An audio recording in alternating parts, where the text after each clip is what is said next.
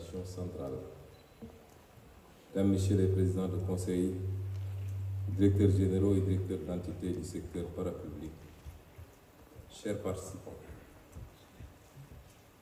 c'est avec une grande fierté et un profond enthousiasme que je préside aujourd'hui, au nom du président de la République, la cérémonie de clôture des travaux de cette conférence de haut niveau consacrée aux administrateurs et managers publics.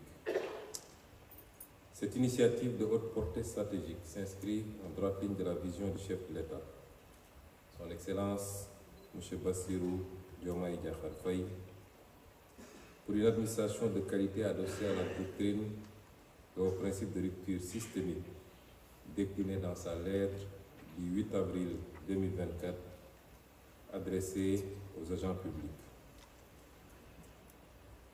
Tout au long de cette fructueuse journée, des messages forts vous ont été délivrés. Les ruptures que nous voulons voir advenir nous demanderont beaucoup d'efforts. Votre rôle sera primordial pour les conduire. Mesdames, Messieurs, lors de ma déclaration de politique générale, j'ai pris l'option d'engager résolument le gouvernement dans une stratégie novatrice permettant à l'administration publique de s'adapter aux mutations de notre temps et de faire face aux défis et enjeux futurs avec détermination, agilité, exemplarité, probité et professionnalisme. Je voudrais profiter de l'occasion qui m'est offerte ici pour réaffirmer avec force que le renouveau du Sénégal passe par une administration publique efficace, capable de déconstruire les mauvais choix, de remettre en cause les enjeux organisationnels et d'inscrire son action dans une dynamique de performance, le tout dans un cadre institutionnel moderne. La vision Sénégal 2050, le capital humain et la bonne gouvernance, la gouvernance exemplaire, la transparence, la lutte contre la corruption, la reddition des comptes, la gouvernance de proximité, la déconcentration et la décentralisation, l'intérêt général et la culture du service public, le sens des responsabilités, l'appel à candidature, l'organisation de l'État et de ses procédures, la rationalisation des dépenses, les lettres de politique sectorielle, le dialogue de gestion, le management de la qualité, la transformation numérique, la culture de suivi et d'évaluation, la transformation de la fonction publique. Autant de concepts et de terminologies télégraphiquement extirpés de son allocution de ce matin témoignent que le chef de l'État nous a dressé un large panorama des enjeux qui traversent le secteur public sénégalais. Je noterai particulièrement le diagnostic empirique qu'il en a fait en ces termes. Je cite: toutefois, au terme de 9 mois d'exercice du pouvoir exécutif, nous avons constaté plusieurs dysfonctionnements majeurs.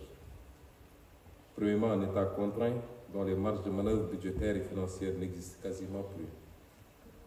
Une administration républicaine mais manquant de cohérence et demeurant figée dans des schémas hérités de l'histoire coloniale, alors même que nos réalités socio-économiques évoluent rapidement, marquées notamment par la transformation numérique et l'essor de l'intelligence artificielle. Un secteur public hypertrophié, doublonnant souvent l'administration centrale, budgétivore et dont la contribution aux dividendes de l'État reste trop faible. Des services publics complexes et coûteux, peu conviviaux pour les citoyens, les usagers, les entreprises et les territoires, limitant l'efficacité des politiques publiques et ternissant l'image de l'État. J'ajouterai à ces constatations du président de la République une prévalence et une persistance nocive des pratiques malsaines de corruption, de détournement et de pratiques voisines. L'absence d'une vision et d'une direction stratégique claire et partagée pour une administration au service du développement et notamment d'un secteur privé productif et conquérant. Il en conclut que dès lors, il est impératif de refonder notre administration pour la rendre plus moderne, plus proche des citoyens et plus efficiente dans ses missions. Mesdames et messieurs, chers participants, face à toutes ces constatations, il est urgent que notre gouvernement et notre administration s'ajustent. D'où la pertinence du thème de ce conclave. Cependant, nous sommes conscients que cette transformation ne sera pas aisée au regard de l'histoire, des habitudes et de leurs conséquences. Notamment, constatons que nos administrations sont en partie décalées par rapport à la société. Et pourtant, nous devons réaliser cette transformation, la réaliser coûte que coûte, vaille que vaille. C'est ce qu'a indiqué ce matin le président de la République, dont l'allocution peut être perçue comme le discours sur le changement. Permettez-moi à présent de vous livrer celui sur la méthode de ce changement. Mais que devons-nous changer de prime abord? Ce que nous devons changer, c'est un système, et accessoirement des structures et des procédures. Un système étant un ensemble complexe d'éléments en interaction. On appellera changement systémique un processus qui favorise le changement structurel de tout un système en se focalisant sur la relation entre ces différentes parties. Un changement systémique vise à s'attaquer aux causes d'un problème et pas seulement à ses effets. Pour l'autorité politique, il y a différentes façons de gouverner et de conduire le changement. J'en citerai deux. Procéder par édiction de normes et de directives en décidant simplement ce qu'il faut faire et en s'en remettant au jugement futur du citoyen électeur. Ou alors, travailler de concert avec les différentes composantes de la société, en délibérant et en négociant les orientations à prendre. Se limiter à une manifestation de l'impérium par l'outil législatif et réglementaire sacrifie tout l'avantage d'être simple et direct à la fragilité des acquis qu'il engendre, souvent immédiatement remise en cause par manque d'inclusion. Privilégier la concertation, par contre, est certes plus complexe, plus studieux, et laisse parfois de côté certains secteurs. Mais ça permet, en revanche, de construire sur des assises plus robustes et plus durables, en ce que le changement qui en découlera ne sera plus simplement imposé, mais inclusif. Il est débattu et négocié. Aucune de ces méthodes ne suffira à elle seule à conduire et réussir le changement systémique prescrit par son Excellence, le Président de la République. C'est pourquoi notre méthode consistera en une combinaison des deux formules.